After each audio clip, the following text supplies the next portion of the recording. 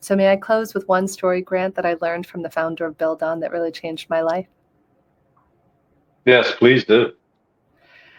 So I believe it's Jim who's the founder of it. So I go to build my first school, and it's a few months before that, and I'm doing a fireside chat with this guy Jim from Build On. And Jim shares a story of the first school he had ever built 25 years ago in Nepal. And so it's now 25 years later, and he's here at the location of the inaugural school that, to answer your earlier question, solves primary and middle school children. So he's there, he's giving this speech, and there's a man who's kind of crunched up just outside of the entrance to where he's giving the speech. And Jim's trying to like motion him in, and the guy is shaking his head. And at the end of the speech, Jim gets up and he walks over to where this man is kind of crouched on the ground. And he says, "Excuse me, sir, were you a part of building this first school?" And the man very humbly nods his head.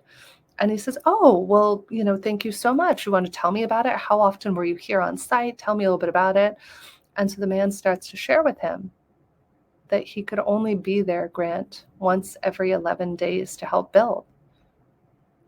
And Jim says, "Well, why only once every 11 days?" And he said, "Because I was a slave and I only got one day off every 11 days. And he said, "Well, sir, why would you spend that one day off?" And he said, "Because I have 4 children, the youngest of whom had polio. And I knew if I didn't help build the school and he didn't go to school, he would die in our village." And that young man, his youngest son, went on to not only matriculate through that school, but to sneak his way into Kathmandu University and to become the head of a bank. And that kid would not have survived otherwise.